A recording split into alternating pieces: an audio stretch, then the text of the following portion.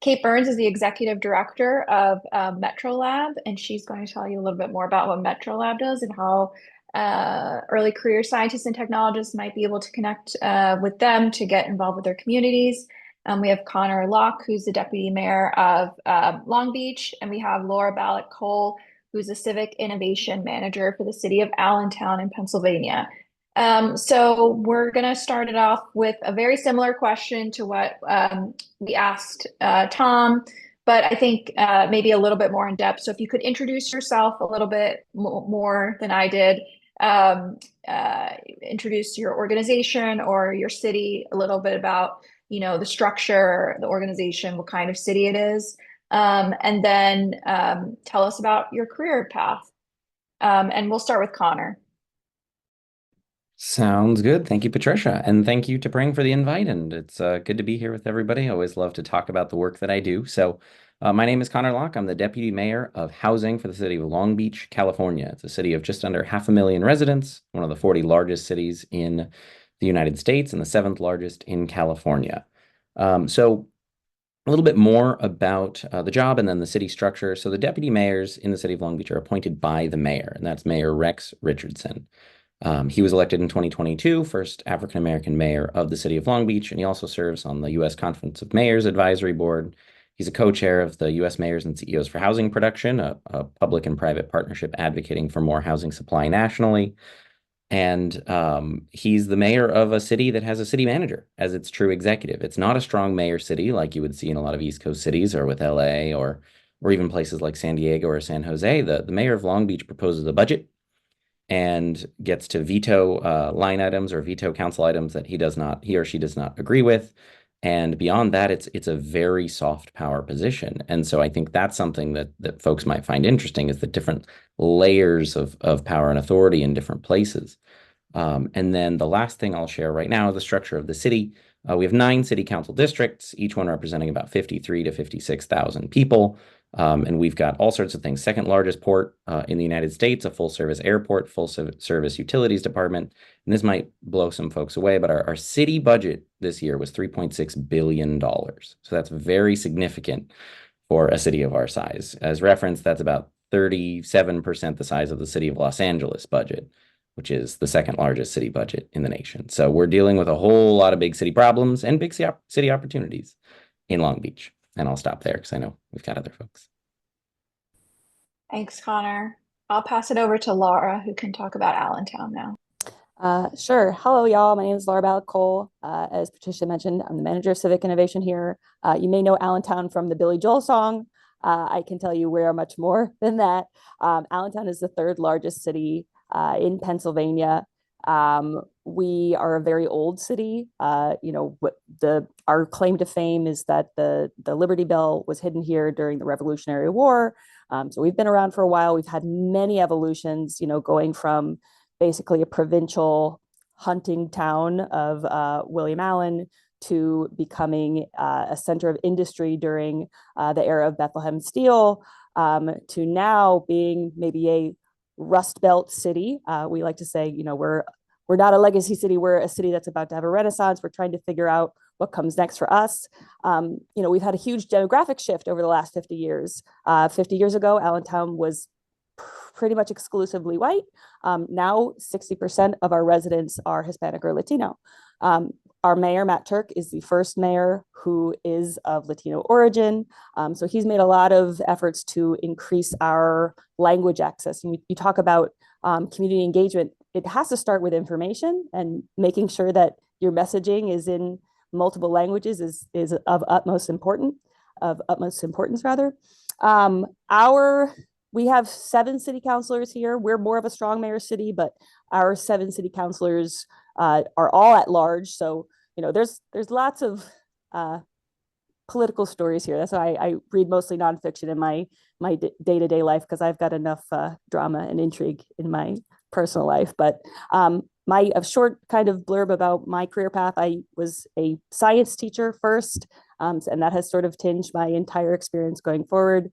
And then I was in the nonprofit world, and now I'm in government. And my role is I kind of brand civic innovation at the city of Allentown as both being about community engagement and bringing some sort of data practice of how are we actually measuring the fact that we're delivering city services excellently and equitably.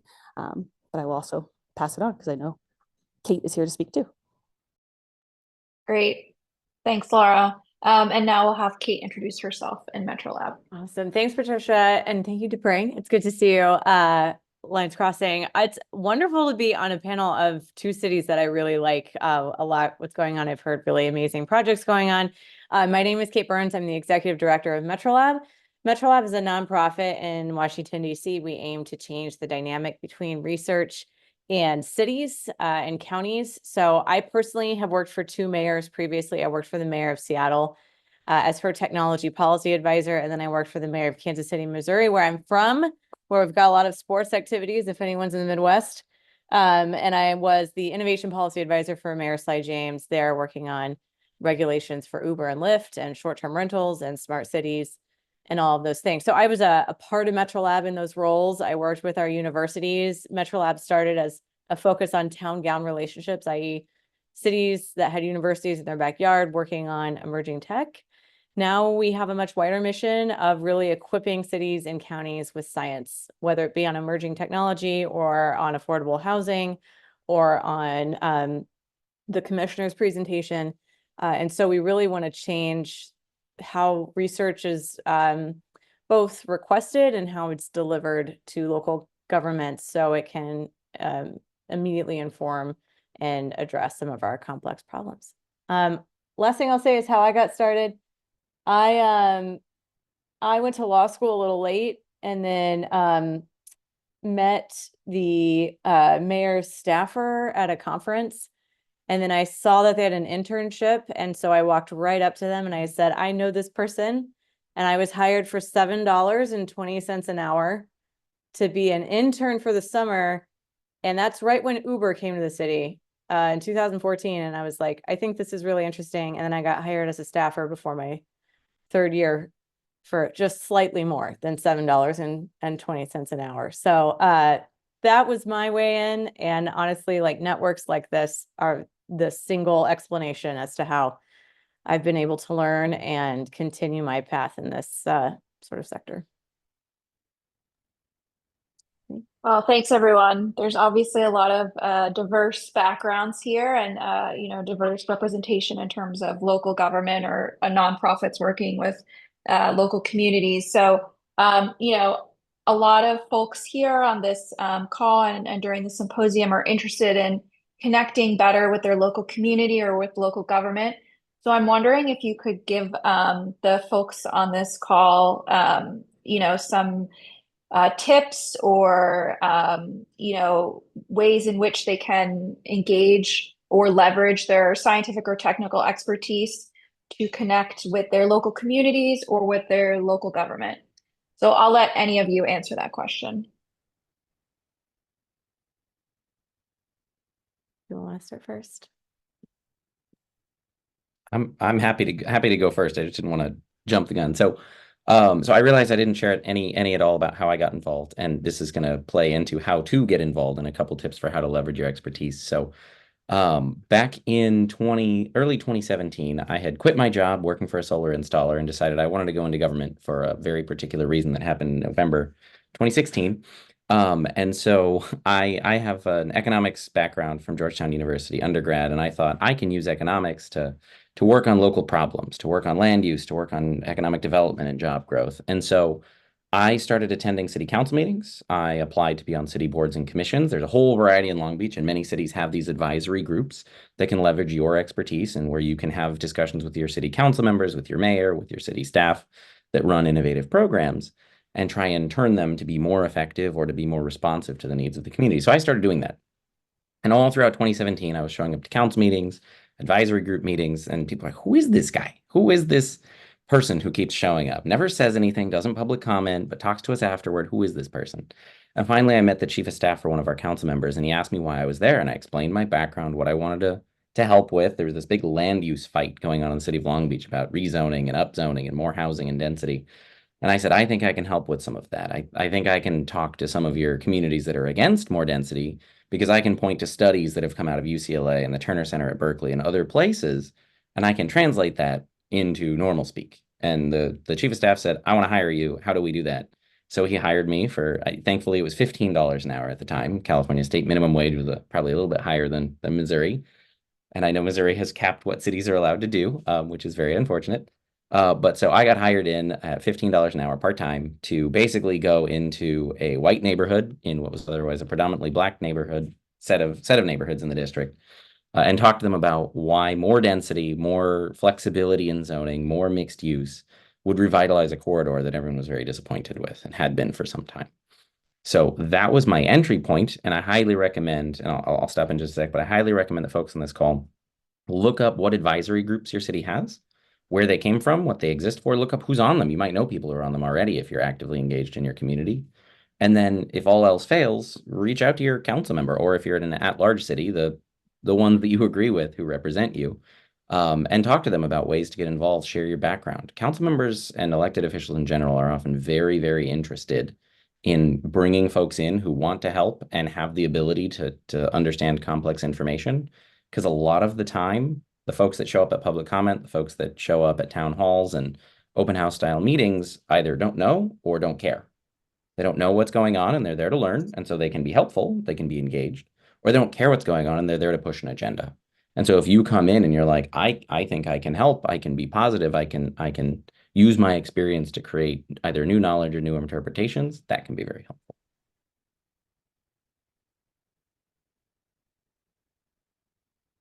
Unfortunately, I have to go. Yeah, you might have seen me jump. Apologies all. I'll put my email in the chat if anyone has questions afterwards. So sorry. Oh gosh, Godspeed. Good luck. Incredible timing. I might do these at home. Sorry. Yep. I might jump in then, as Laura's tending to a fire alarm. That was amazing advice. I think local commissions and boards just does not get talked about enough. That was really amazing to hear. I also think there are different levels of getting involved. I think there's levels of like if you are seeking a job at a local government institution to if you want your academic work to be used at an institution. Those are different sort of perspectives. I think for whatever thing you're doing, the more sort of specific you can tailor your work to. So if you have research for a city or a county, the more specific you can get it to the jurisdiction that you want to hand it over to, the better. It's also really great if you're kind of paying attention to what the priorities are of those local governments, like what are the challenges that they're facing today, because chances are that's where budget's going to go to hire for roles. And that's where the research needs are more as important than ever. And so I think doing some sort of one-on-one of what is the mayor's priorities or city manager priorities and what are they doing to address those is really key. I think there's also like parallel organizations from what we're seeing just from a national perspective. There's two things going on at once.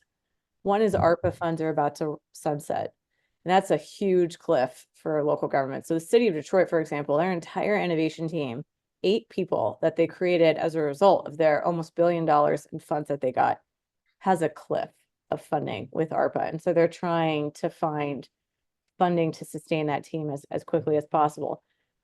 Having said that, there are incredible investments from the CHIPS Act on the federal side that's really investing in like regional development of innovation, tech hubs with EDA. So I think that whether it be with your local government, which I would always advocate for, and I love and treasure my roles there forever, or if it's adjacent to that of like kind of following the teams that are getting these really big engines investments from NSF and how those are structured, how you can help with those specific projects, because those teams are getting $160 million over 10 years in investments from NSF to develop regions and are trying to seek partnerships with local governments or counties or states. So I would also sort of look to those are all publicly available of who's getting those investments in your area, and look to that.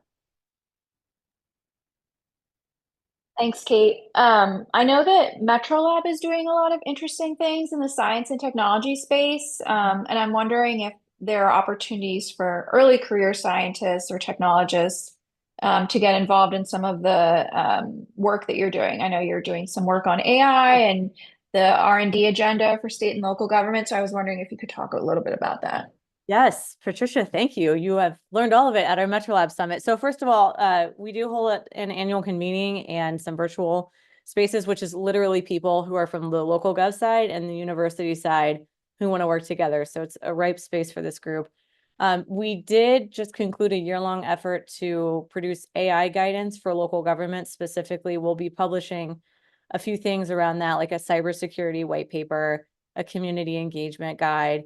And at every turn, we asked the local gov site, if you could get research on AI, what would you want? And so we have a call for the research community to answer those questions. We also are kicking off a program, or have kicked off, and we're developing a national local government R&D agenda. So this is modeled off of what OSDP has done with the White House, and asking cities and counties, like the deputy mayor here, if you could get research on blank, what would you want?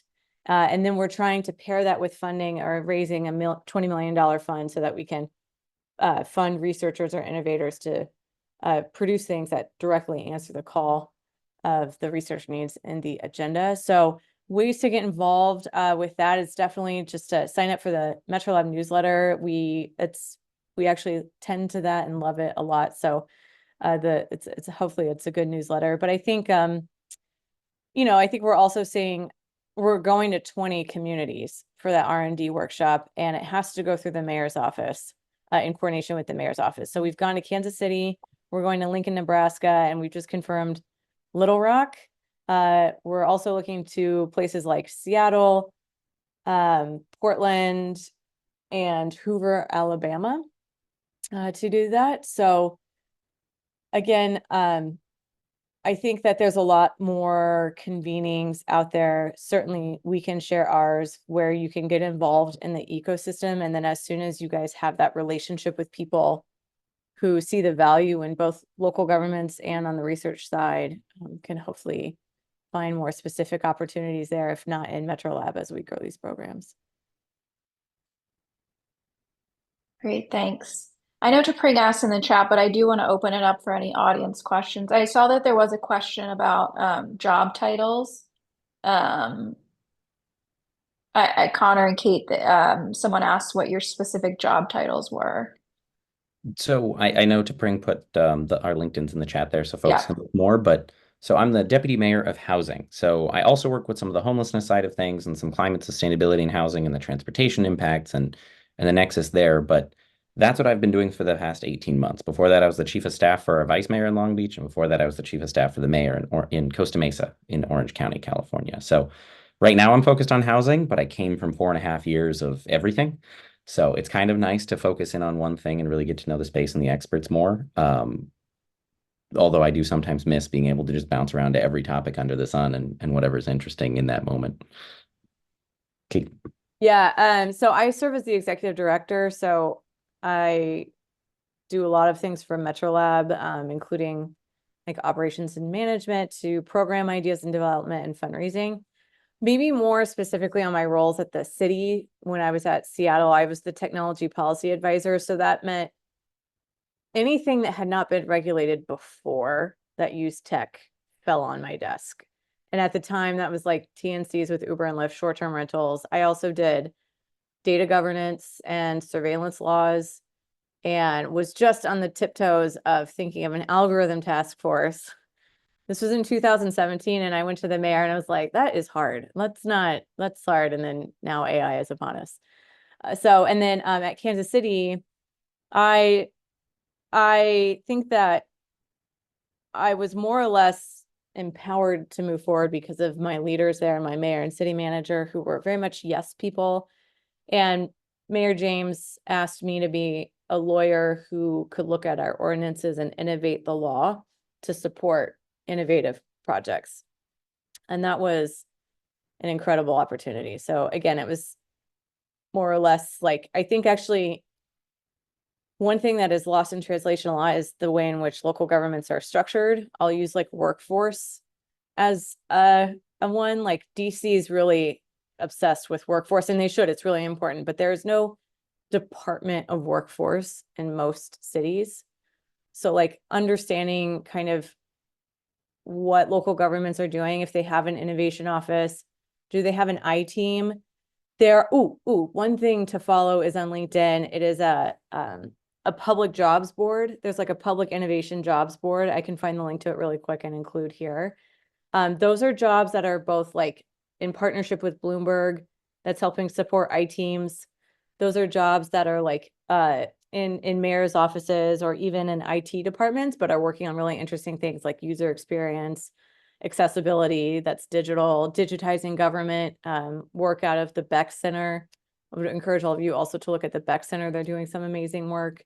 That's out of Georgetown. So that was a long-winded answer to say what I did in the cities, but it's evolved over the 10 years of time that I've been in it. And so it used to be a really big focus on sort of innovation offices, and now it's in departments and local governments, which I am actually in favor of because that's where it can live and flourish, it being innovation in perpetuity in cities. So let me find the link to that job board and I can put that in here too. Is it the public sector job board that's run by Rebecca Haywood? It sure is. That's it. Okay, I'm putting in the chat for Awesome. everybody. Thank you. So I'd love to jump in and follow up what Kate was talking about there. So at Long Beach, we have a lot of these things in place. They've been put in place over the last 6 to 8 years. So Bloomberg did a seed investment for an innovation officer that grew into an I team that we repurposed into a justice lab in 2020 through 2022 to really look at all sorts of things surrounding criminal justice in the city and the county of LA, different data sets, different interpretations, and making that information public to drive policy change, and it worked. So then we took that team, integrated into our IT department, got them really networked in with our Tech and Innovation Commission. And so they started looking into basically what the public wanted the city to think about, which was how we were using ALPR, Advanced License Plate Reader technology, how we were using facial recognition technology, automated speed enforcement through cameras and a new pilot program in the state of California, a fund for guaranteed income program and the data analysis behind that, as well as, unfortunately, we do have our own federally funded workforce board in Long Beach. We also serve the South Bay of LA County. It's called Long Beach Workforce Innovation Network, and it serves as both the receiver and funder for federal and state funds for all these local jobs. It used to be called Pacific Gateway, if anyone here was familiar with that in the past. We recently renamed it. That also has a public board. So if that's your focus, you can apply to be on boards like that for your federally funded or state funded workforce innovation boards.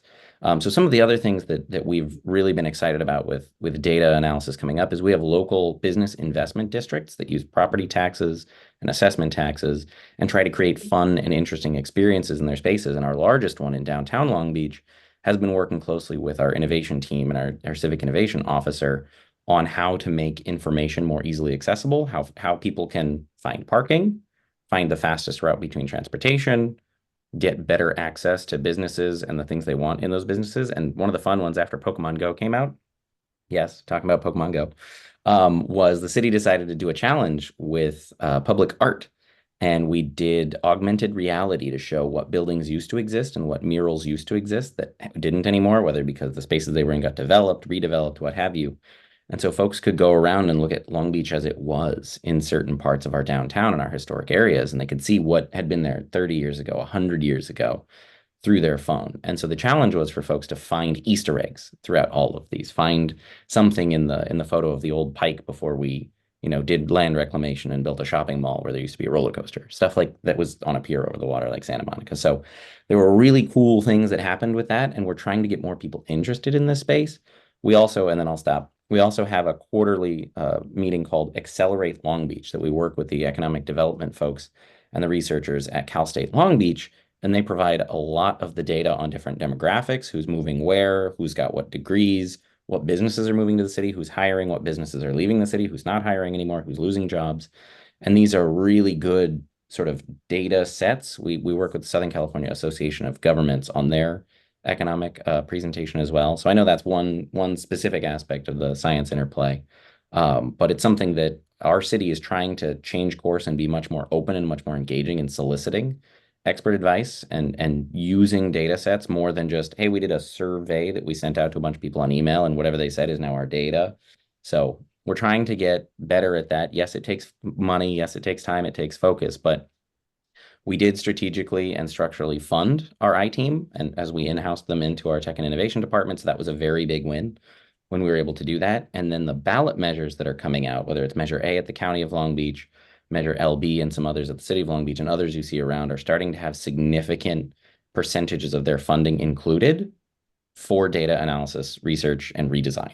So at least in Measure A, the countywide measure, it's between 1 and 2.5% annually has to go, and I think it's 2% for the first year, has to go to research, data, and analysis. And this is a more than $1 billion a year sales tax measure in the county of LA. So even a single percent is considerable funds that will help inform future iterations. It's a perpetual measure. If it does pass, this is constant reevaluation of the measure, where the money goes, and if it's effective forever. So that's pretty cool. I've been way too involved in my personal time, when I'm not at work, but still working.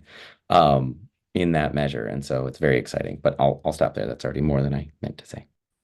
So we have 6 minutes-ish left, and I want to thank you both so much. NSPN, it's National Science Policy Network. We have 2 N's, so usually I say the N and then I'm in the last N, so the networking of it. And both of you two are in my network, growing network, really important network. So we don't need another plug for growing your network, but I want to encourage everyone to grow your network by engaging in our panelists, all of our panelists. And I would ask for you guys, for your last sort of statements, is we get scared that we can't do this, right? That we come from an econ background, or we come from a lawyer background, or I come from a neuroscientist background. How am I going to work on housing? How am I going to work on, electric vehicles or autonomous vehicles, because I don't know it, but I really am interested in it, right?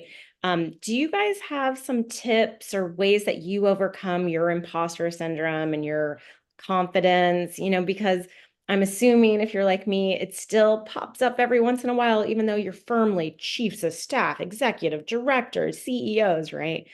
Do you have any words of wisdom to sort of finish this call off today? I'm happy to start. I have terrible imposter syndrome, to the point where I actually have a taped handwritten note above my desk, and it says, have the gumption. It just have the gumption. Like, I just need some gumption every once in a while. And I think that's, to bring you hit it on the nose, I think, especially on the academic side, thinking of like, well, I am an expert in this. And one thing we see all the time is that is a silo activity of university land, is to like be like, you're in this school, you're in this university or department, you are an expert on so many more things than you ever even realize, including the process of which it takes to understand something is like your biggest expertise. That's something I take to heart as a lawyer, is like, what are the questions I need to ask? And that has been the thing, because I've worked on things that haven't been regulated before. There's no opportunity for anyone to be an expert on it. So I think just giving yourself credit, like doing a really thoughtful analysis of where your expertise lies beyond maybe your published work or sort of line item outcomes, I think would be a great exercise. I love that. I was nodding along, especially on the process of learning, the process of thinking. So I also have rampant imposter syndrome. Working on projects that nobody knows the answer to always makes me question, well, why me? Isn't there somebody who's more qualified or more appropriate for this? And usually what I do is I remind myself, in my role, I serve at the pleasure of the mayor, who serves at the pleasure of the people.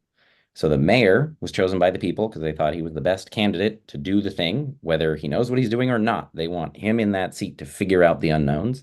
And he chose me to help do that. And so someone chose me to go help do that. And I'm going to do the best I can, whether I'm qualified or not qualified. If I'm in the position, I'm going to do my best to uphold the public trust and keep going and keep going. But what I would give you beyond that very specific, like, public service piece is like what Kate was saying. You are experts at something. You got there because you asked a ton of questions.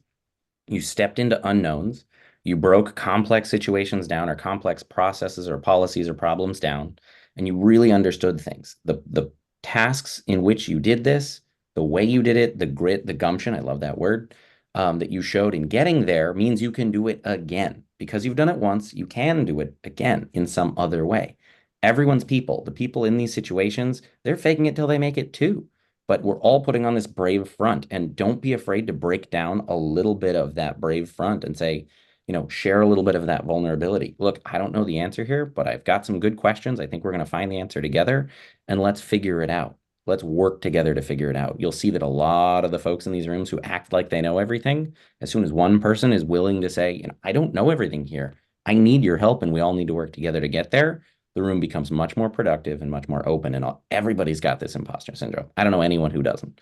And that includes Congress members, senators, mayors, and folks I've been I was at the DNC, and I talked to some folks in some of those conversations at 3 a.m. and everybody's got imposter syndrome. So yeah, that's my nugget there. Thank you so much. Thank you guys for coming. This can't be done without an audience, and so we hope that you've learned a lot. What we're going to be talking about tomorrow is what we've been anchored. Almost every person spoke about this, is boards and commissions and coalition building, and how do you grow your group. I know we have some questions left. Please reach out to Kate or Connor on LinkedIn, or Laura or Tom. I do know that they respond. So yeah, reach out. You have some great questions in the chat we don't have time for today. Thank you again so much. Thank you, Patricia, for leading a great panel. Questions were great. Audience was great. Thank you, panelists. And have a great rest of your day.